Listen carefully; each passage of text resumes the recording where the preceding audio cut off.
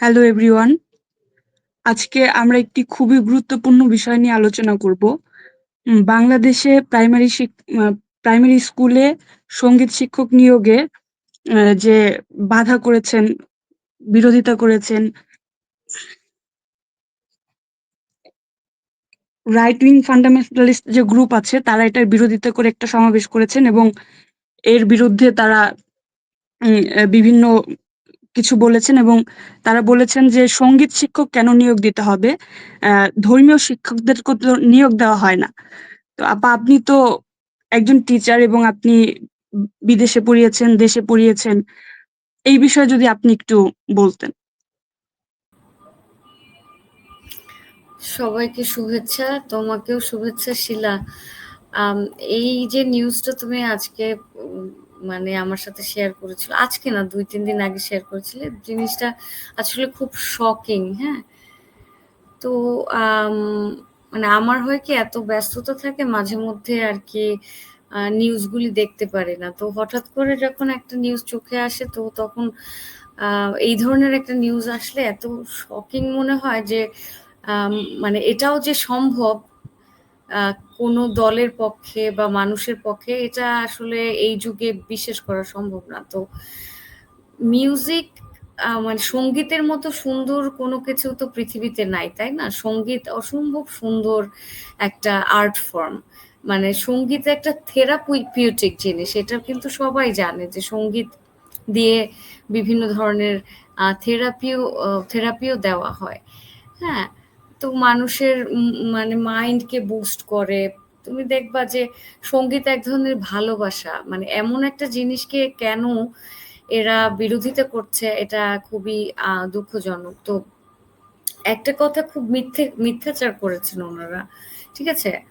মনে হয় জামাত ইসলাম এই কথাটা, এই ইয়েটা উঠিয়েছে আর কি, পয়েন্টগুলি রেইজ করেছে যে প্রাইমারি স্কুলে আর কি সঙ্গীত শিক্ষক নিয়োগ না দিয়ে আর কি ধর্ম শিক্ষক নিয়োগ দেওয়া হোক, মানে কোরআন শেখাবে যারা। এখন বিষয়টা হচ্ছে কি আর কি, খুব দুঃখজনকভাবে তারা কেন সঙ্গীত শিক্ষকের সাথে এই যে ধর্ম শিক্ষকের ব্যাপারটাকে মেলালো, আমি আসলে বুঝতে পারি না। কারণ বাংলাদেশে, মানে একেবারে বাংলাদেশের জন্মের হয়তো আগে থেকেই উম শিক্ষা শিক্ষাঙ্গনে তোমার প্রাইমারি স্কুলগুলিতে ধর্ম শিক্ষক আছে। আমাদের একজন ইসলামিয়াত শিক্ষক ছিল, হিন্দু ধর্মের শিক্ষক ছিল। এই ২ টা ধর্মের শিক্ষক সাধারণত থাকে। যেমন ধরো আম আমাদের আরবি শিক্ষক কোন স্কুল তোমাদের ছিল না? তুমি বলো, তোমাদের কি আরবি হ্যাঁ, শিক্ষক হ্যাঁ। ছিল? হ্যাঁ, না, আমাদের ওইভাবে স্পেসিফিক আরবি কোনো শিক্ষক রাখা হয় নাই। ধর্ম শিক্ষক ছিল না? মানে আমি বললাম স্কুলে পড়ছো না, প্রাইমারি স্কুলে? প্রাইমারি স্কুলে তো ধর্ম শিক্ষক, সব প্রাইমারি স্কুলে ধর্ম শিক্ষক থাকে, ঠিক আছে? কিন্তু আম, সঙ্গীত শিক্ষক সব প্রাইমারি স্কুলে থাকে না। তুমি যদি দেখো যে বেশিরভাগ স্কুলেই খুব আধুনিক এবং ব্যয়বহুল শিক্ষা প্রতিষ্ঠানে শুধু সঙ্গীত শিক্ষক থাকে। গ্রামে আমাদের স্কুলে তো সঙ্গীত শিক্ষক ছিল না। তোমাদের কি ছিল, শিলা? না, আমাদেরও সঙ্গীত শিক্ষক ছিল না। কিন্তু ধর্ম শিক্ষক তো ছিল, ইসলামিয়াত যে একটা সাবজেক্ট। আহ, আমাদের, হ্যাঁ, আমরা আমরা হচ্ছে হাই স্কুলে গিয়ে ধর্ম শিক্ষক আলাদাভাবে পেয়েছি একজন, মানে টিচারকে। আচ্ছা, কিন্তু আমাদের প্রাইমারিতেও আমাদের আমরা কিন্তু আলাদাভাবে কোনো ধর্মীয় শিক্ষককে পাইনি। ও আচ্ছা, আচ্ছা। আমাদের প্রাইমারি স্কুল থেকে ইসলামিয়াত একটা সাবজেক্ট ছিল আর কি, ইসলাম ধর্ম। হ্যাঁ, তারপরে হচ্ছে তোমার হাই স্কুলে তো ছিলই। একদম 10 পর্যন্ত আমাদের আর কি তোমার ইসলাম ধর্ম ছিল। তো আমি বুঝলাম না যে হঠাৎ করে তাদের কিভাবে মনে হলো যে যে জিনিসটা আছে সেটাকে আবার ইনক্লুড করতে হবে, নাকি নাই বাংলাদেশের কারিকুলামে বাদ দিয়ে দেওয়া হয়েছে, এরকম তো কোনো রেকর্ড আমার কাছে জানা নাই। মানে এনাদের কাজ হচ্ছে নতুন করে কোনো ইস্যু তৈরি করা, এছাড়া আর আমি কোনো, মানে আর কোনো রিজন দেখি না বাংলাদেশে হচ্ছে। আমি আপনাকে একটা প্রশ্ন করতে চাই এখানে যে উম, এই যে যে ধর্মীয় শিক্ষকের সাথে তো আসলে সঙ্গীত শিক্ষার কোনো সম্পর্ক নাই, দুইটা তো আলাদা জিনিস। এইটা আসলে কেন তারা একত্রিত করলো? যেমন আমরা জানি সঙ্গীত শিক্ষাটা খুবই জরুরি মানুষের সৃজনশীলতা, বাচ্চাদের সৃজনশীলতা বৃদ্ধির জন্য। তারপরে হচ্ছে সাইকোলজিক্যাল অনেক বেনিফিট আছে, যেটা সঙ্গীত শিখলে আমরা দেখি, জানি। তারা কেন ওই যে যে ধর্মীয় শিক্ষক বনাম এই যে সঙ্গীত শিক্ষক এইটা দাঁড় করাইলো? এইটার পিছনে আসলে রিজনটা কি হইতে পারে, বা আপনি কি মনে করেন এটা? আচ্ছা, বাংলাদেশে খুব দুঃখজনকভাবে বাংলাদেশের যে কালচার বা আম যেকোনো প্রোগ্রেসিভ জিনিসের এগেইনস্টে ধর্মকে দাঁড় করানো হয়। মানে এই ষড়যন্ত্র, এই রাজনীতি দীর্ঘদিন ধরে চলছে। তুমি দেখবা যে পহেলা বৈশাখের বিরুদ্ধে ধর্মকে দাঁড় করানো হয় যে বিজাতীয় সংস্কৃতি পালন করা যাবে না। এখন আমি হলাম বাংলাদেশী, বাংলাদেশী নববর্ষ আমার কাছে কিভাবে বিজাতীয় হয়? বরং আরবের সংস্কৃতি আমার কাছে বিজাতীয় হবে। এই যে ভাষা দিয়ে মানুষকে ম্যানিপুলেট করা এবং ভুলভাবে ম্যানিপুলেট করা, কারণ এই ভাষা সম্পর্কে যাদের আইডিয়া আছে তারা কিন্তু এই জিনিসটাকে ধরে ফেলবে, কিন্তু বাংলাদেশের বেশিরভাগ মানুষেরই ভাষা সম্পর্কে কোনো আইডিয়া নাই। তারা কিন্তু এই মানে এদেরকে ইয়ে করবে না, কোশ্চেন করবে না। কিন্তু আমি তো কোশ্চেন করি এই সমস্ত ব্যাপার যে আপনারা বলছেন বিজাতীয় সংস্কৃতি, বাংলাদেশের মানুষের কাছে বাংলাদেশের সংস্কৃতি কিভাবে বিজাতীয় সংস্কৃতি হয় সেটা আগে তুমি বলো। বাংলাদেশে বাউল গান, ভাটিয়ালি, জারি গান এগুলি সারাটা জীবন চলেছে। এগুলি আমাদের সংস্কৃতি। তো নিজস্ব যে সংস্কৃতি, সেই সংস্কৃতি তো বিজাতীয় সংস্কৃতি হয় না, হয়? তাহলে ওনাদের তো না। প্রাইমারি যে প্রেমিস যে কথাটা বলে তারা তোমাকে বলছে যে এটা আর কি হারাম, সেই জিনিসটাই তো ভুল। শুরুতেই তো সে ভুল বলে নিয়ে তারপর তোমাকে বলছে যে এই জিনিসটা করা ঠিক হবে না, তাই না? হ্যাঁ, হ্যাঁ। হ্যাঁ, তো এখন দেখো যে তুমি যে কথাটা জিজ্ঞেস করছো যে মানে অ্যাজ এ টিচার আমি কি মনে করি, দেখো বিশ্বের সব আধুনিক দেশে মিউজিকের আলাদা ক্লাস আছে, মিউজিক আছে, গিটার আছে, পিয়ানো আছে, ডিপেন্ড করে ওই স্কুলের উপরে। একাডেমিক সাবজেক্ট মানে আমি যে রাশিয়াতে যে স্কুলে পড়িয়েছিলাম ওই স্কুলে তোমার একাডেমিক সাবজেক্ট হচ্ছে ৩টা করে থাকে দিনে, আর সব হচ্ছে এক্সট্রা কারিকুলার অ্যাক্টিভিটিস, মানে দাবা আছে, তারপরে মিউজিক আছে, পিয়ানো আছে, গিটার আছে, এই ধরনের। তারপরে স্পোর্টস গুলি তো আলাদা তোমার। স্পোর্টস এর যে আহ, ওই সাইডের পিই ফিজিক্যাল এডুকেশন যেটা, সেটা তো একেবারে ভিন্ন। কিন্তু ফিজিক্যাল এডুকেশনের ব্যাপারটা কিন্তু আমার মনে হয় না যে বিরোধিতা করেছে, বা বিরোধিতা করতেও পারে, আমি জানি না। তবে খেলাধুলার বিরুদ্ধেও এরা কথা বলে, সেটা তো জানো যে খেলাধুলাকেও তারা এনকারেজ করে না। খেলাধুলা না, মিউজিক না, একটা মানুষ সারা জীবনই তার মরার পরে সে কি পাবে, কোথায় যাবে, কয়টা বউ পাবে। হ্যালো।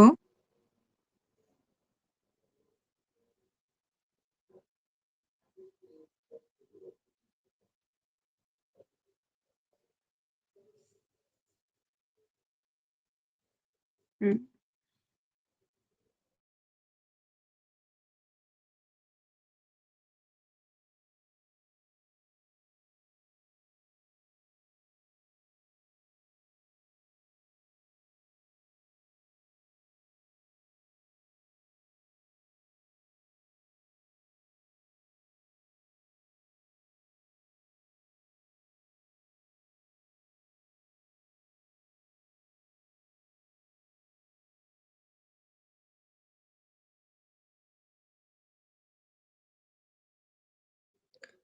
উম, আপার জন্য আমরা একটু অপেক্ষা করি। এর মধ্যে আমি কিছু কথা বলতে চাই যে ধর্মীয় শিক্ষার সাথে যে সঙ্গীত শিক্ষাটাকে একত্রিত করা হয়েছে, এখন ধর্মীয় শিক্ষাটা তো ব্যক্তির ব্যক্তিগত, আহ ব্যক্তি এবং সন্তান কোন পরিবার থেকে এসেছে, সে তার ধর্মকে পালন করবে, এটা আমাদের যেহেতু শিক্ষা পাঠে অংশ, সে করবে। কিন্তু সঙ্গীত শিক্ষাটা একটা প্রতিষ্ঠানের, শিক্ষা প্রতিষ্ঠানের জন্য খুবই জরুরি।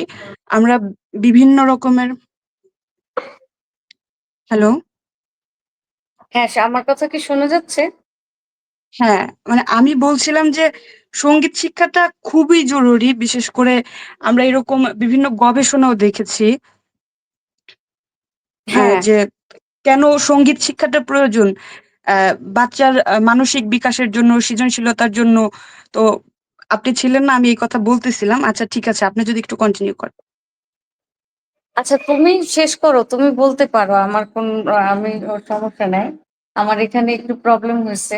যাই হোক, যেটা আমি বলছিলাম যে যে জিনিসগুলি মানুষের মানে মানসিক বিকাশের জন্য বা আহ, বিভিন্ন রকমের মুড বুস্টিং এর জন্য, মোটিভেশনের জন্য, বিভিন্ন ভাবে যেগুলি মানুষকে মানে আনন্দে থাকতে সহায়তা করে, সেই জিনিসগুলির এগেনস্টে, যেমন ধরো খুব দুঃখজনক ভাবে এরা স্পোর্টস এর বিরুদ্ধেও কথা বলে, কিন্তু এইভাবে মানে সমাজের উপরে এত শক্ত রুলস চাপিয়ে দিলে তো হয় না, তাই না?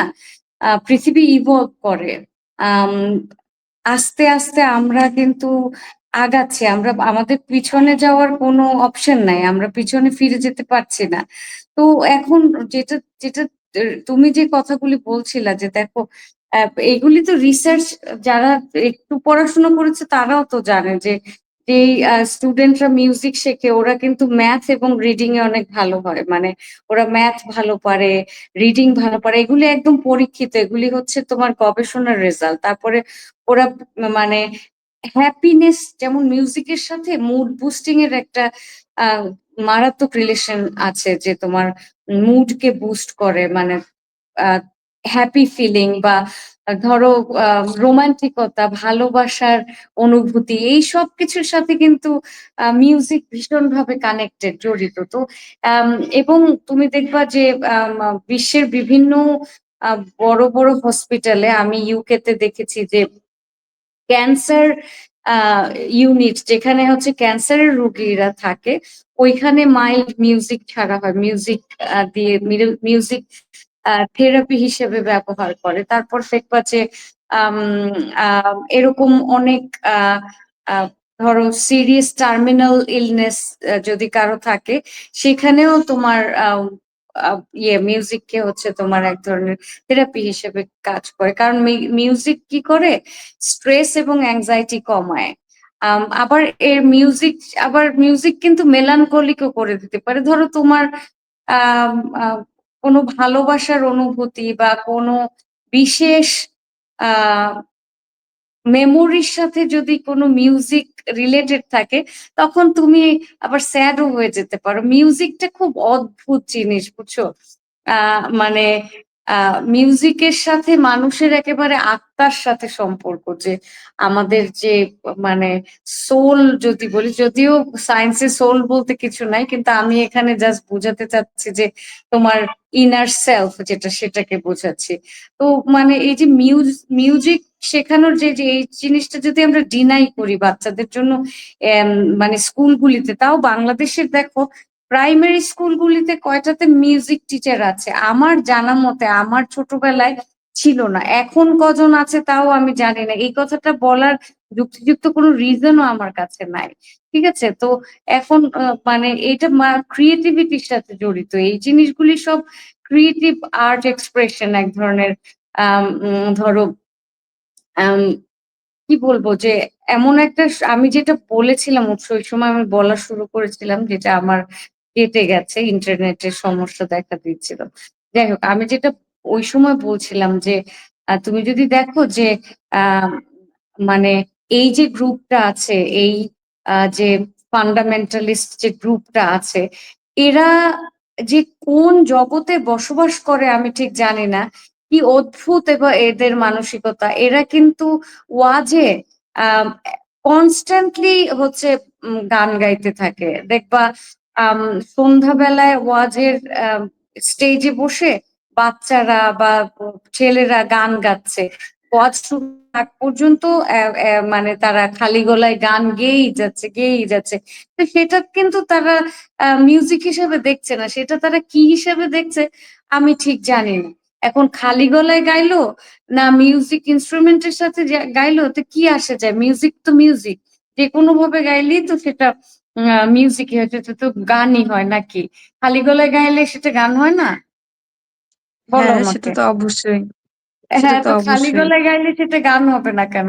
তো এই যে অদ্ভুত একটা হিপোক্রিসি, এটা আমি দেখেছি। এই যে উম, আমি বাংলাদেশে এসে একটা জিনিস দেখেছি যে আম, খুব অহরহ তো ওয়াজ হতেই থাকে।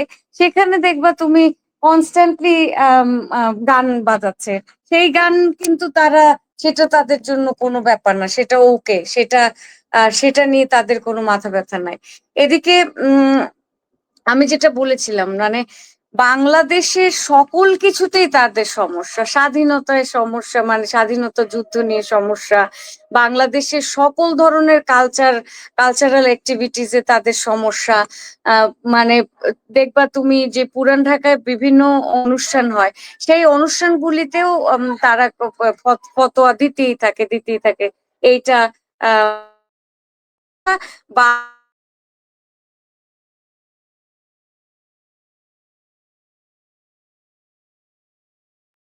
কি ইয়ে, লাইনটা আবার ডিস্টার্ব করছে নাকি? আমাকে কি শোনা যাচ্ছে?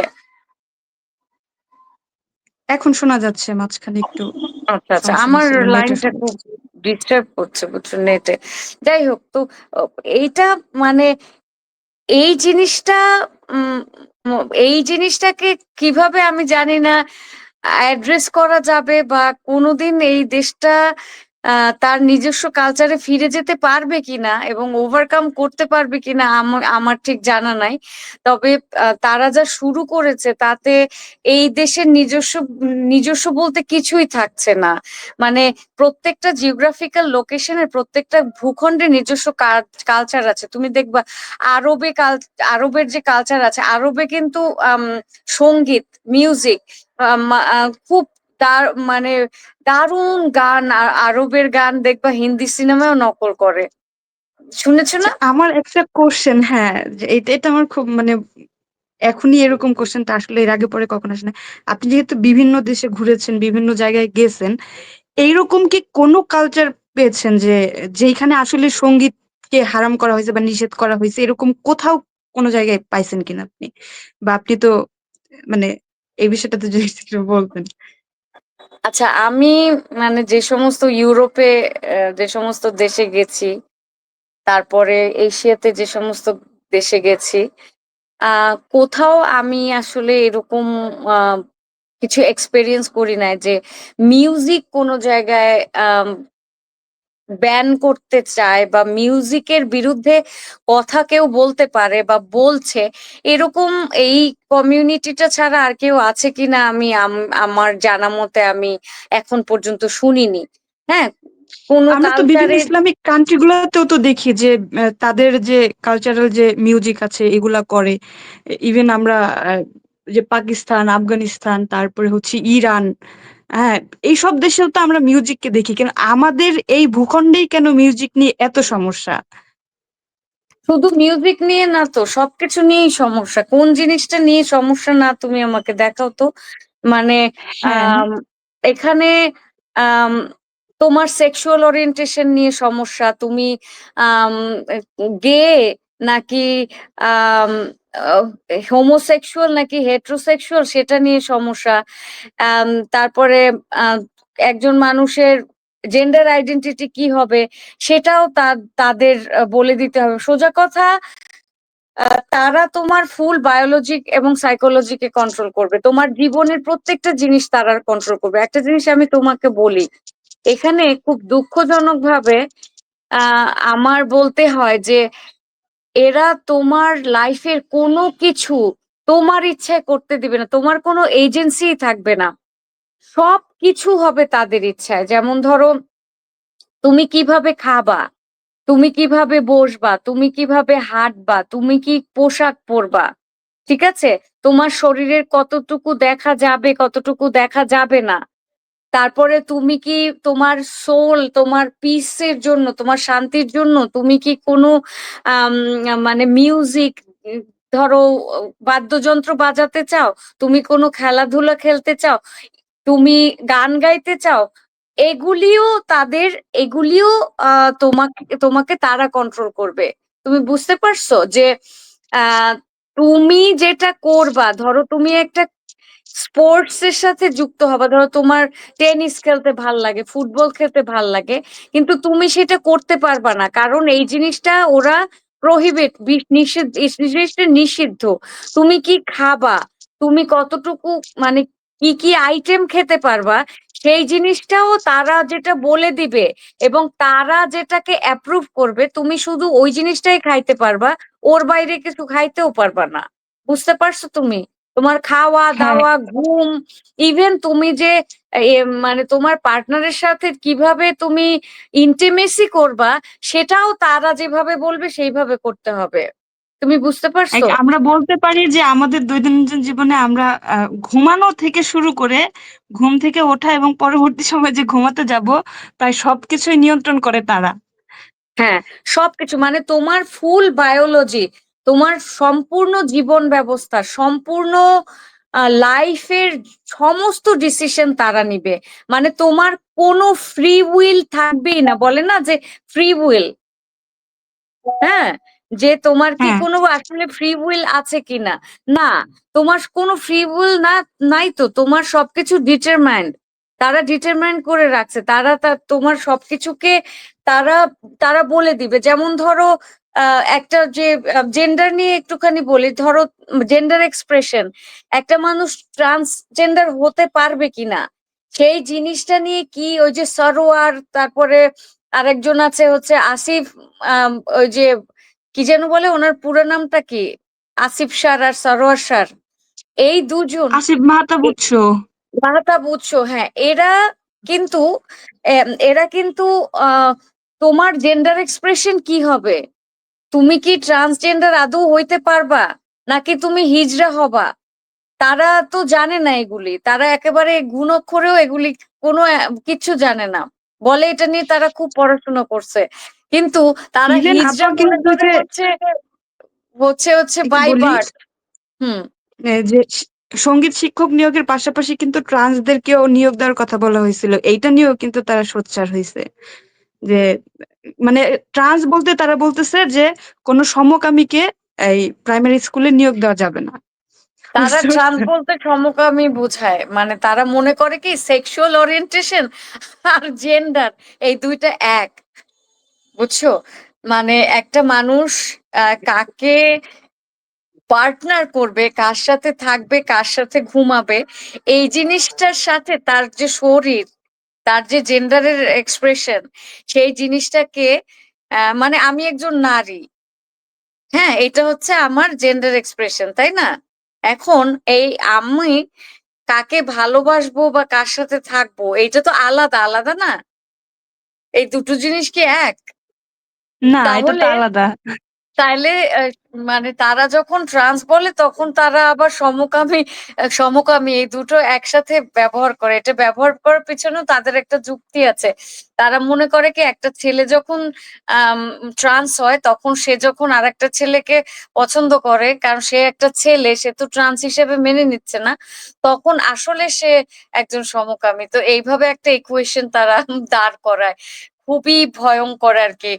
তো এখন এগুলি এতটাই হতাশাজনক, দুঃখজনক, যেটা আসলে বলে ঠিক, মানে বলে শেষ করা যায় না, যে রাষ্ট্র এগুলি, কোনো সরকারই এগুলির দিকে নজর দেয় না, কোনো সরকারই এদেরকে ওইভাবে দমন করে না, যে আমি মানে আমার স্কুলে, সরকারি স্কুলে গান শেখাবো না না শেখাবো, গানের শিক্ষক রাখবো না না রাখবো, বা আদৌ কোনো গানের শিক্ষক আছে না না আছে, সেটাও কিন্তু জানে না। এই সবকিছুই হচ্ছে তাদের ইচ্ছে অনুযায়ী বা তাদের পছন্দ অনুযায়ী হতে হবে, মানে সোজা কথা, এই দেশে যা কিছু হবে সেটাই এই কমিউনিটির ইচ্ছেতে হবে। ইভেন এই দেশকে বাদ দাও, তুমি শিলা কি করবা না করবা, কিভাবে চলবা, তোমার মানে শরীরের কতটুকু মানুষ দেখবে, ততটুকু কিন্তু তারা নির্ধারণ করবে। সুতরাং এখানে আহ তাদেরকে আসলে কিভাবে রাষ্ট্র কন্ট্রোল করবে আমি ঠিক জানি না। এখানে মানে আদৌ মানুষের বিন্দু মাত্র রাইট থাকবে না না থাকবে, মানে আমি তো দেখি এই দেশে আমার কোনো অধিকারই নাই, বাংলাদেশে কোনো অধিকারই তুমি এক্সারসাইজ করতে পারছো না। কারণ হচ্ছে তোমার কতটুকু অধিকার থাকবে, নাগরিক হিসেবে, মানুষ হিসেবে কতখানি অধিকার থাকবে, এগুলি সম্পূর্ণভাবে তারা ডিটারমিন করবে। তারা বলে দিবে যে তুমি এতটুকু অধিকার এক্সারসাইজ করতে পারবা, তুমি এই ধরনের, তুমি নারী, তুমি এই চাকরি করতে পারবা, তুমি এই জায়গায় যাইতে পারবা, তুমি সন্ধ্যার পরে বাইরে যেতে পারবা না, তুমি আহ এই পোশাক পরতে পারবা না, এই ধরনের পোশাক পরে তুমি বাইরে বেরোতে পারবা না, ঠিক আছে? তুমি আম, মানে ছেলেরা স্মোক করবে, সেটা নিয়ে তাদের কিন্তু খুব একটা বড় কোনো আম, ইয়ে মানে প্রোটেস্ট করতে আমি দেখিনি। কিন্তু নারীরা যদি কখনো স্মোক করে, সেটা নিয়ে কিন্তু তারা ভয়ঙ্কর রকমের আহ ইয়ে মানে প্রোটেস্ট তো বলছি না, ভয়ঙ্কর রকমের ভায়োলেন্ট হয়ে যায় এখন।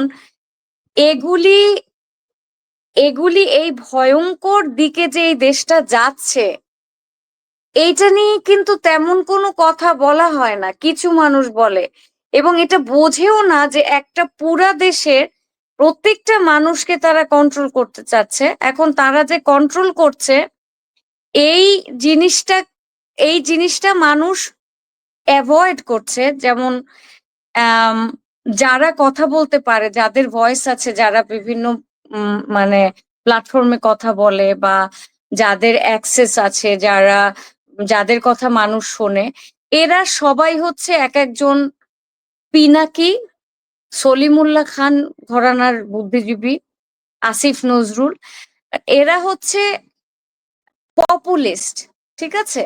এদেশের সবচেয়ে বড় সমস্যা হচ্ছে মানুষ যা শুনতে চায়, মেজরিটি, এই যে যাদের কথা বলতেছি, ফান্ডামেন্টালিস্ট গ্রুপ, যেহেতু পুরা সমাজটাকে কন্ট্রোল করছে, সবাইকে কন্ট্রোল করছে, এই বুদ্ধিজীবী শ্রেণী, শিক্ষক শ্রেণী, এরা এই এই যে ফান্ডামেন্টালিস্টদের খুশি করতে গিয়ে তারা কথা বলে, এবং তারা যে নলেজ প্রডিউস করে, সেই নলেজও প্রডিউস করে হচ্ছে এদেরকে খুশি করার জন্য, বা এদের কথা মাথায় বিবেচনায় রেখে তারপরে এরা নলেজ প্রডিউস করে, পার্শিয়াল নলেজ প্রডিউস করে, ফল্টি নলেজ প্রডিউস করে, পলিটিক্যাল নলেজ নলেজ প্রডিউস করে, কমিউনাল নলেজ প্রডিউস করে। এবং এই নলেজগুলি এতটাই বায়াসড যে আমাদের দেশের মানুষের আইকিউ আস্তে আস্তে আস্তে আস্তে কমে যাচ্ছে, এবছর 73 পয়েন্ট সামথিং এ এসে দাঁড়িয়েছে। তো বাংলাদেশ হচ্ছে আইকিউ র্যাঙ্কিং এ ওয়ান অফ দি লোয়েস্ট। এখন এইগুলি বলতে গেলে হয় কি, সম্পর্ক নষ্ট হয়, আশেপাশে যারা থাকে আমাদের বন্ধু বান্ধব, আত্মীয় স্বজন, এরা দেখা যায় কি সম্পর্কগুলি নষ্ট করে ফেলে, কিন্তু কথাগুলি একটাবার চিন্তা করে দেখে না যে এই মানুষটা যে বারবার বলছে যে আপনারা যে নলেজটা প্রডিউস করেন, বা আপনারা যে পপুলিস্ট বক্তব্যগুলি দেন, সেটা কমিউনিটির জন্য বা একটা দেশের জন্য কতখানি ডেট্রিমেন্টাল এফেক্ট রাখতে পারে। মানে it's so harmful for the country, মানে so harmful for the future generation. তুমি যদি দেখো, it's dangerous for the future generation, কারণ তারা একটা বুদ্ধিহীন হচ্ছে জাতিতে পরিণত হয়। যেমন এরা, মানে এই যে জেন জি যাদেরকে বলা হয়, যে নিউ জেনারেশন, আমার এখন এই ওয়ার্ডটাও ইউজ করতে ইচ্ছে করে না, I just don't like it, because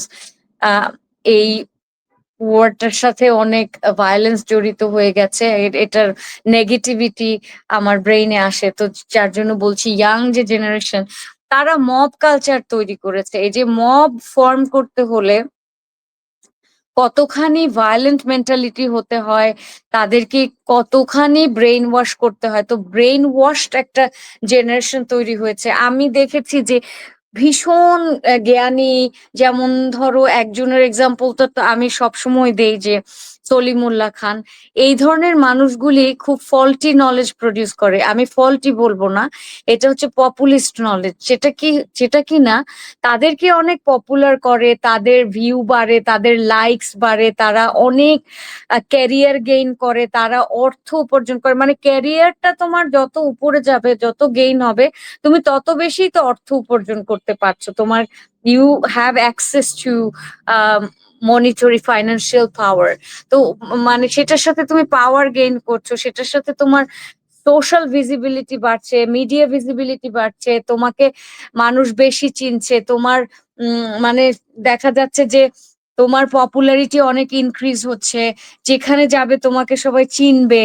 মানে people will celebrate you, because celebrate করবে কি, যে বিকজ মানে তুমি যেটা বলছো, মানে যে নলেজটা প্রডিউস করছো, সেটা হচ্ছে গিয়ে তোমার তোমার পপুলিস্ট, সেটা হচ্ছে গিয়ে সাধারণ মানুষ, বা এই যে ম্যাস পপুলেশন, এবং যারা কিনা মেজরিটি, যারা কিনা ফান্ডামেন্টালিস্ট।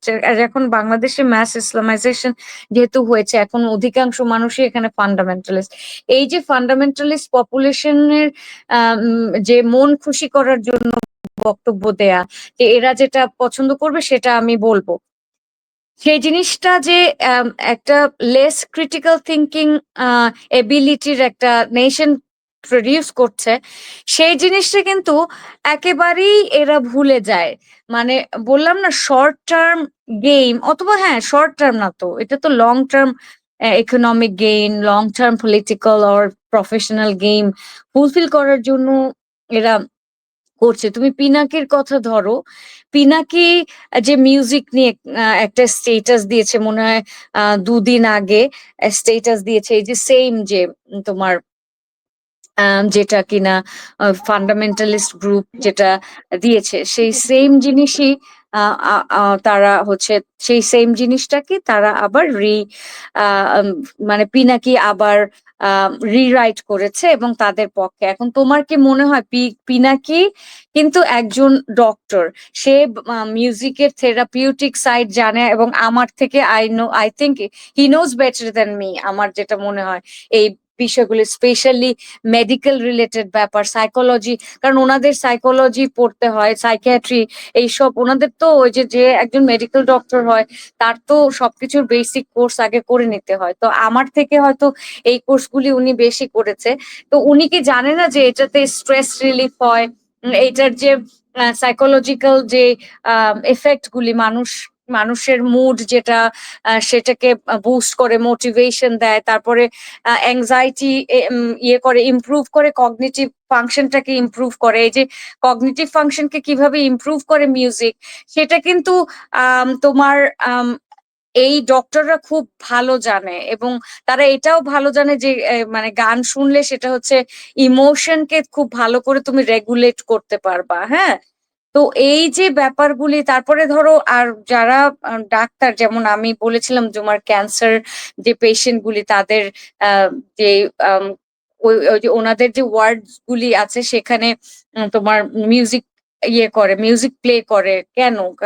কারণ হচ্ছে এটা কিন্তু পেইন ম্যানেজ করতে পারে, তারপরে যে ঘুমের যে কোয়ালিটি, স্লিপ কোয়ালিটি, সেটা ভালো করে, ক্রিয়েটিভিটি বাড়ায়। মানে এটা একটা অদ্ভুত সুন্দর একটা আর্ট ফর্ম। মানে there is nothing more beautiful than music. আমার মনে হয় যে পৃথিবীতে the most beautiful thing in this world is music. তো তুমি সেই জিনিসটার পেছনে যে জাতি লাগে, সেই জাতি সারা জীবনই এরকম অনুন্নত এবং গরিব থাকবে, যে যেরকম আমাদের বাংলাদেশের মানুষ আছে। যাই হোক, একজন আমাদের সাথে যুক্ত হয়েছেন, ওনার কথা শুনি।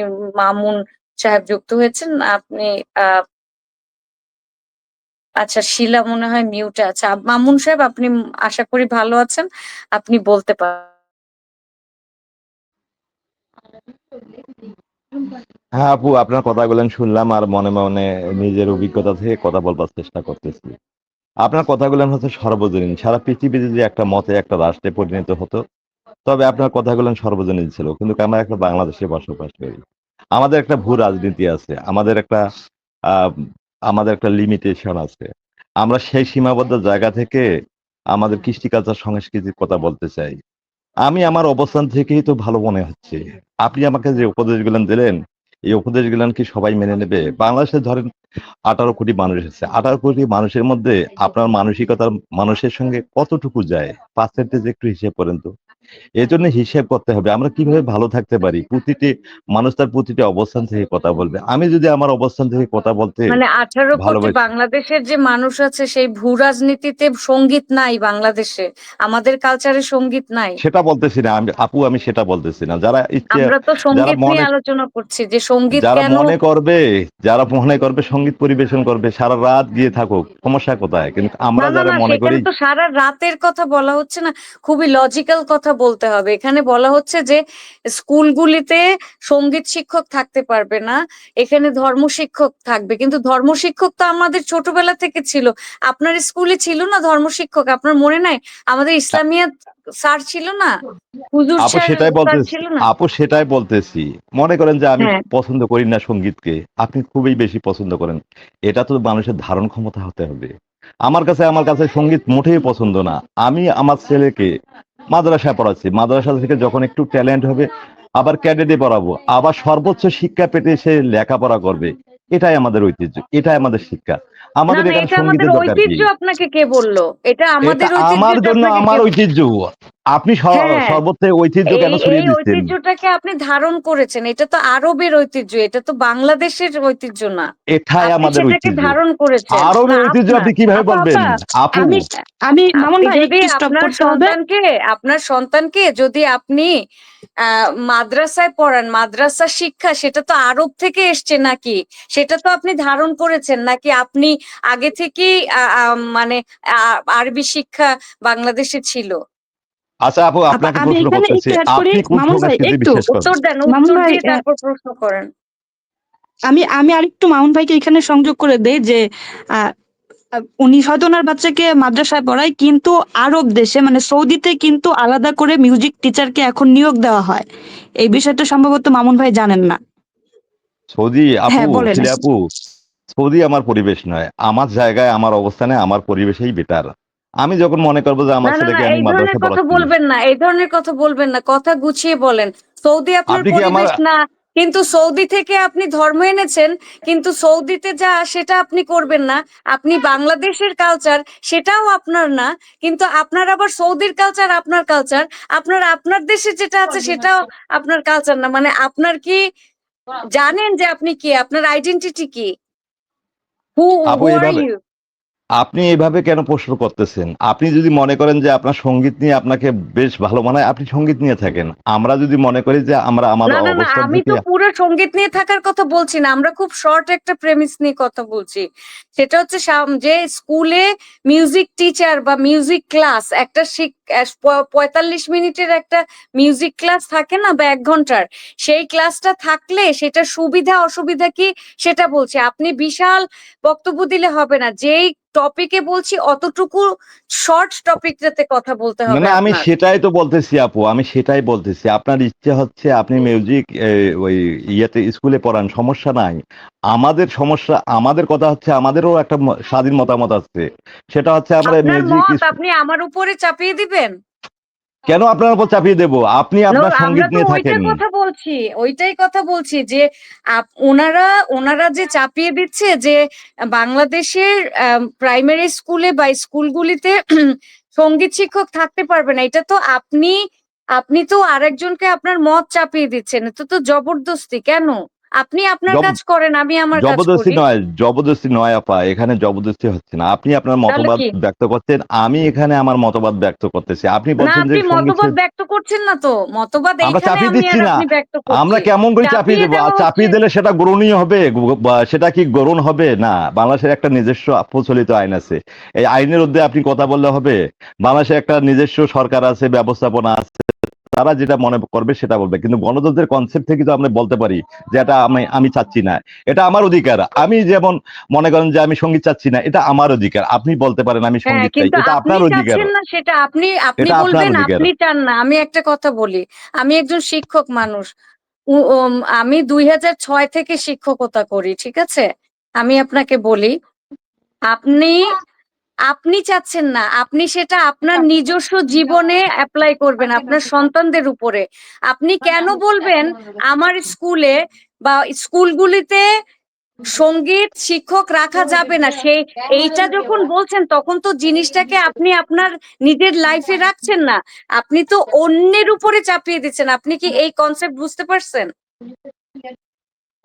আপু আপনি হয়তো আমি কি বোঝেন নাই, বাংলাদেশে একটা নিজস্ব প্রচলিত আইন আছে, একটা গণতন্ত্র আছে, মানুষ আবার গণতন্ত্রের ওই আইনি কথা কথা বলবে। বলতেছে। আমি আরে যদি ভাই, বলি, না এটা না, বলি আপনি নাই আপনি তো। একটু বোঝার চেষ্টা করুন আপু। আপু আপনি আরে ধুরো, আপনাকে আমি আমি আমি যেটা বলবো, বল আপনি হ্যাঁ আপনি বুঝতেই পারেন নাই। আপনি যদি আপনার নিজের ব্যাখ্যা দিয়ে কথা বলেন তাহলে কি হবে? আমি বললাম যে আমি চাচ্ছি না, আপনি বলবেন আপনি চাচ্ছেন না। এখানে জনগণ রায় দেবে, গণতন্ত্র রায় দেবে, সরকার রায় দেবে, সংখ্যাগরিষ্ঠের মতামত রায় দেবে। এখানে যদি না, আপনি কিন্তু দেশের আপনি একটা আপনি গণতন্ত্র তো না বোঝেন। এই আবার আবার আবার বোঝে নাই।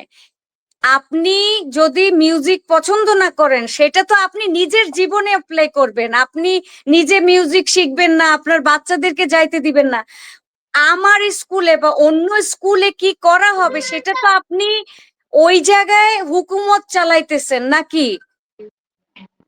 আরেকজনের আপ- আপু আপনি আরেকজনের গণতন্ত্র বোঝেন? আপু আপনি গণতন্ত্র বোঝেন? একটা গণতান্ত্রিক রাষ্ট্রে শোনেন, আইন আপনি কিভাবে আমারে প্রতিষ্ঠিত গণতন্ত্র হয়? শিখাইয়েন না। আপনি তাহলে আপনি আপনি কি? আমারে গণতন্ত্র শিখাইতে আইসেন না, ঠিক আছে? গণতন্ত্র শিখাইতে আইসেন না আমাকে। গণতন্ত্র কি? গণতন্ত্র কি মপতন্ত্র? গণতন্ত্র ডিফাইন করেন। গণতন্ত্র এখানে পড়ান আমার। বাংলাদেশের যে গণতন্ত্র আছে সেটা হচ্ছে সংখ্যাগরিষ্ঠের রায়ে একটা মতামত সৃষ্টি হয়, সংখ্যাগরিষ্ঠ মানুষ যেটা রায় দেবে সেটাই ঠিক। আর এটা সংসদও গ্রহণ সংখ্যাগরিষ্ঠ করে, রায় দিলে সাধারণ সবটা মানুষও ঠিক গ্রহণ হবে? করে। কেন ঠিক হবে না? সংখ্যাগরিষ্ঠ আপনি কিসের মবের ভিত্তিতে রায়। একজন এমপিকে নির্বাচিত করছেন? মব কাকে বলে? আপনি মব কি বুঝাতে চাচ্ছেন? উচ্ছৃঙ্খল মানুষের রায়কে আমরা? বাংলাদেশের তো গণতন্ত্র না, এটা তো মবতন্ত্র। বাংলাদেশে গণতন্ত্র নাই তো, বাংলাদেশে আছে মবতন্ত্র, মবক্রেসি, ডেমোক্রেসি না তো এটা। এটা এটা শুরু থেকে আচ্ছা, ছিল, আমি শেখ হাসিনার আমি একটু আমলেও ছিল। বলি, আমি একটু বলি। সেটা শেখ মামুন হাসিনা মামুন কি ভাই, করছে এটা তো আমার ব্যাপার না। শেখ মামুন হাসিনা ভাই, এটা সব সময় ছিল। অবশ্যই সে সময় ছিল মবতন্ত্র, সবার হ্যাঁ আপু, ছিল আমলে আপু, ছিল। বলেন আপনি। আচ্ছা, আপনি যেই প্যাটার্নে কথা বলছেন এইভাবে না। আপনার যদি কোনো বিষয় জানার থাকে সেটা বলেন, যে আপনি এই বিষয়ে জানতে চান, এবং আপনার নিজের যদি নিজস্ব কোনো মতামত থাকে সেইটা দেন। আপনি বোঝেন না, আপনি জানেন না, আপনি আসলে এই বিষয়গুলো এইভাবে বলতে পারেন না। আপনার কোনো প্রশ্ন থাকলে সেটা করেন, আপা সেটাকে যথাসম্ভব উত্তর দেওয়ার চেষ্টা না না করবে। না, আপনি এইভাবে আমরা আসলে কথা বলি। আচ্ছা, ধন্যবাদ আপনাকে। গণতন্ত্র কি, আমাকে এই প্রশ্ন মানে আপনি যেভাবে করছেন এইভাবে আসলে প্রশ্ন, গণতন্ত্র কি এটা বোঝেন নাকি? আপনি গণতন্ত্র বলতে কি বুঝেন? ধরেন সবাই মিলে ডিসাইড করলো যে আহ, এইরকম যে গণতন্ত্রের আহ, এরকম একটা ডিসাইড করলো যে এই নেতা খারাপ। এখন আপনি কি ওই নেতাকে নিয়ে আজীবন থাকবেন? মানে ওইটার এগেনস্টে কোনো কিছু হয় না হয়তো। আপনি যেভাবে গণতন্ত্রকে ডিফাইন করতেছেন ওইভাবে না। আপনি আপার সাথে খুব সুন্দরভাবে কোশ্চেন করেন, দেখেন সে উত্তর দিবে, এবং না আপনি আপু, বোঝার আপনার কথা চেষ্টা বুঝি নাই করেন। আমি। আপু আপনার কথা আমি বুঝি নাই, আপনি কি বুঝাতে চান ঠিক ঠিক মতো নাহিদ আমি বুঝতে আপা পারিনি। আপনাকে এইটাকে ডিফাইন করবে, আপনি বারবার ওই অ্যাটাকিং মোডে কোশ্চেন করবেন না, ঠিক আছে? না, আপনি যখন আপনার মতবাদ এভাবে চাপিয়ে দেবেন তখন তো আমাদেরও মতবাদ থাকার আপনাকে দরকার। কেউ চাপিয়েছে মতবাদ আপনার, কে চাপিয়ে দেয় নাই। চাপিয়ে দিচ্ছে আপনাকে? আরে আপনি আপনাকে চাপিয়ে চাপিয়ে দিচ্ছেন। দিচ্ছে, আমি তো আমার ইচ্ছা চাপানোর হচ্ছে আমি এগেইনস্টে কথা বলছি। আমি শোনেন, আমি সঙ্গীত আপনাকে স্কুলে একটা আমার কথা সন্তানদের বলি। পড়াবো না, এটা আমার মত। হ্যাঁ, সেখানে যদি আপনি চাপিয়ে দেন সেটা আপনার মত হচ্ছে না আপু। তাই তো আমি চাপিয়ে দিলাম করে। আপনার কি মাথা ঠিক আছে? Are you normal? আমি বলছি যে চাপিয়ে দেয়া যাবে না, আর আমি বলছি, আপনি বলছেন আমিই চাপিয়ে দিচ্ছি। আমি বলছি যে একজনের মতবাদ আপনি আরেকজনের উপরে চাপিয়ে দিতে পারেন না, এটা আপনি নিজে ডিসাইড করবেন। আপনি যদি গান শুনতে না চান, গান পছন্দ না করেন, আপনার বাচ্চাদের গান না শিখান, এটা আপনার উপরে নির্ভর করে। কিন্তু আমি বা আরেকজন সেটাকে চাপিয়ে দিতে পারে না। আপনি আবার আপনার কথা আপনি আমাকে বলছেন আমি নাকি চাপিয়ে দিচ্ছি। আমি তো বলছি যে সঙ্গীতের সুবিধাগুলি কি কি কি কি কি জিনিস সঙ্গীত আপনাকে, আপনার বডি, আপনার ব্রেনকে কি কি সুবিধা দেয়। ওয়াই মিউজিক ইজ ইম্পর্টেন্ট, আমি মিউজিকের ইম্পর্টেন্স নিয়ে কথা বলছি, আর আপনি আমাকে বলছেন আমি চাপিয়ে দিচ্ছি। Are you okay? Do you understand language? আপু, আপনার যখন গুরুত্বের কথা আপনি বলবেন, আমরাও আমাদের জায়গা থেকে, অবস্থান থেকে আমরাও একটা গুরুত্বপূর্ণ কথা বলতে চাইবো, এটাই স্বাভাবিক। এখানে যারা মামুন গুরুত্বপূর্ণ ভাই, আপনি কথা আমি তো কথাটা খুব চাপিয়ে দিচ্ছি সহজভাবে না। বুঝতেছেন না তো। আপনি যদি আপনার বাচ্চাকে মিউজিকে না শিখাইতে চান, এইটা আপা আপনাকে বলতেছে না যে আপনার বাচ্চাকে মিউজিক শিখাইতেই হবে। সে বলছে আপনি না শিখাইলে না শিখাবেন। আপনি আপনার বাচ্চাকে যদি মাদ্রাসায় পড়েন সেটা পড়াবেন। কিন্তু কেউ যদি তার বাচ্চাকে এটার মধ্যে রাখতে চায় বা একটা সিস্টেম যদি হইতে চায়, সেটাকে দিতে হবে। এখন মিউজিক টিচার কেন প্রয়োজন এটা আমরা শুরুতেই ব্যাখ্যা করছি। এটার অনেক সায়েন্টিফিক ব্যাখ্যা আছে। এটার অনেক ধরনের আমরা ব্যাখ্যা দিয়েছি। তো যার কারণে হচ্ছে মিউজিক টিচারটা প্রয়োজন। এখন আপনি যদি মনে করেন আপনার সন্তানের মিউজিক শেখার দরকার নেই, আপনি শেখাবেন না। বুঝাইতে আপু, পারছি? আমি তো একই কথা বললাম, আপনার কথাই আমি বলতেছি। আমার যদি মনে হয় আমার বাচ্চাকে আমি মিউজিক শিখাবো না, এটা আমার অধিকার। ঠিক সেরকম হ্যাঁ, যদি কেউ আপনাকে তো মনে কেউ করে, বলেন নাই যে আপনি আপনার বাচ্চাকে ধরে সঙ্গীত শিখানি, আপনার বাচ্চাকে শিখাইতেই হবে। এরকম তো কেউ এখানে বলে নাই, বলছে? আমি বা যেটা আপনার বোঝাচ্ছি, বাচ্চা নিয়ে আমরা বদার্ডই না, we don't care about your child. না না আপু, আপনার আমরা যেটা বাচ্চা কি বোঝাচ্ছি, করবে না করবে ওটা বাংলাদেশের একটা আমার। নিজস্ব আইন আছে। আরে যদি বাংলাদেশ, বাংলাদেশের আইনে কি মিউজিক নিষিদ্ধ নাকি? আননেসেসারি কথা বলবেন না। আপু আমি সেটা দিস বলি ইজ, নাই, বাংলাদেশের আইনে আমার নিজস্ব মতামত দেওয়ার অধিকার আছে। সেই মতামত থেকে আপনি যদি আমরা মতামত বলি যে দিতে আমরা পারছেন, আমরা চাচ্ছি আপনি না, আরে ভাই, আপনি মতামত দিবেন আর কন্ট্রোল করবেন, এই দুটো তো ভিন্ন। কন্ট্রোল আপনি, করতে চাচ্ছি না। আমরা আমরা কেন কন্ট্রোল করব? আমরা কেন কন্ট্রোল করব? কন্ট্রোল করতে আমরা চাচ্ছি না, আমরা মতামত আরে দিতে ভাই চাই, আপনি, আচ্ছা আমি এতটুকুই। একটা কথা বলি, একটা মানুষ ট্রান্সজেন্ডার হইতে পারবে না না পারবে, সেটা তো আপনারা ডিসাইড করেন যে সে ট্রান্সজেন্ডার হইতে পারবে না। আপনারা তো মানুষের খাওয়া দাওয়া, ঘুম, গোসল, কোথায় যাবে, কেমনে চলবে, কি ভাবে গান শিখবে না শিখবে, পুরা লাইফ কন্ট্রোল করতে চান। আপনি কে? হু আর ইউ? আপনি কে? আপনারা কে? আপনারা কে সেই কন্ট্রোল করার? সেই একটা পরিবেশ মানুষের জেন্ডার, সে ট্রান্সজেন্ডার হবে না নারী হবে না পুরুষ হবে, সেটা সে ডিসাইড করবে। আপনারা কন্ট্রোল করার কে? একজন ট্রান্সজেন্ডার শিক্ষক হইতে পারবে কিনা, স্কুলে ঢুকাইতে পারবে কিনা, সেটাও তো আপনারা ডিসাইড করেন না পারবে না। এইগুলিকে আমরা ডিসাইড করি? আমরা তো সেটার বিরুদ্ধে কথা বলি যে সমাজ থাকবে সকলের জন্য, সমাজে ইকুয়ালিটি থাকবে, ডাইভার্সিটি থাকবে, ইনক্লুশন থাকবে, এখানে সবাইকে ইনক্লুড করতে হবে সোসাইটিতে, তা না হলে সোসাইটি হ্যাঁ, ফাংশন যথার্থ করবে না বলেছেন, তো। এটা আপনার অধিকার। আমরা আমাদের পরিবার থেকে বলতে পারি, আমরা আমাদের পার্শ্ববর্তী সমাজ থেকে বলতে পারি, যদিও রাষ্ট্র থেকে আমাদের বলার এখনো সুযোগ আসে নাই। আমরা বলবোই এগুলো বিশ্রী কাজ, এগুলো থেকে আমাদের নিরাপদ থাকতে হবে। এই এই শিক্ষাগুলো আমরা যেমন পরিবারে দেই, পাশাপাশি যা আশেপাশে যে পরিবেশ, সামাজিকতা, সেই পরিবেশে আমরা যথাযোগ্যতা ভাবে আপনার কথা তো ওই বলতে চাই। পরিমাণ নলেজই নাই, আপনি কিভাবে ওই এডুকেশন দিবেন সোসাইটিকে? আপনার তো ওই নেবে ওই নলেজ ওই প্রডিউস করার লেভেলের ওই অথরিটি লেভেলের নাই। ওই লেভেলের লেখাপড়া করে আমরা আমাদের সন্তানকে ওই খারাপের দিকে ধাবিত করব না। আপনি খারাপ উদার কি? হন, আপনার খারাপ সমস্যা কি? কোথায়? কোনটা খারাপ? খারাপ কি? কোনটা ভালো আপনি দেখান, একটা ভালো দেখান, একটা না না, কিছু ভালো আপনি দেখান। খারাপকে কিভাবে এক ডিফাইন করেন? কোন যারা খারাপের কথা নাস্তিক্যবাদ গ্রহণ বলছেন? করে তারা ইউরোপের ওই সবাই মদ খেয়ে উলঙ্গ হয়ে পড়ে থাকে, এটা কোনো সভ্য জাতির পরিচয় হতে পারে না। ইউরোপে আমরা কোনোদিন নীতি গেছেন? নৈতিকতা দিয়ে, ইউরোপে কোনোদিন গেছেন? ইউরোপে আমাদের অনেক অনেক আত্মীয় স্বজন থেকে, আমরা জানি। না না, আপনি আপু গেছেন, আপু আপনি গেছেন। ঠিক আছে, এক মিনিট, বুঝতে পারছি। আপনার এক মিনিট, মতাদর্শের এই সঙ্গে শিলা আমার মেলবে ওনাকে না, ওনাকে অযথাই তর্ক হবে। মানে ধন্যবাদ। করো তো, হ্যাঁ। আচ্ছা আমি আপনাকে বলি, আপনি কি ইউরোপে গেছেন? ইউরোপে মানুষ ন্যাংটা হয়ে বসে থাকে, এই কথা আপনাকে কে শিখাইছে? শিলা দেখো, এই লেভেলের মানুষের সাথে আমারে কথা বলাবো না please. Remove him, remove him, I don't want to talk to him. একদম মানে একেবারে এরা হচ্ছে, this is waste of time. মানে একটা লেভেলের লোক ছাড়া, মানে at least minimum type of brain power যদি না থাকে, একটা মানে একটা, কি বলবো, আমি ওয়ার্ড গুলি ইউজই করতে চাই না, ঠিক আছে? না হলে এদেরকে অ্যাড করো না, বুঝছো? This is not necessary. কারণ আম, এরা হচ্ছে একেবারেই মানে একেবারে এর আইকিউ কি কি লেভেলের হলে সে ন্যাংটা হয়ে বসে থাকে বলতে পারে। তো এই ধরনের মানুষের সাথে আসলে কনভারসেশন করে কোনো ফায়দা হবে না।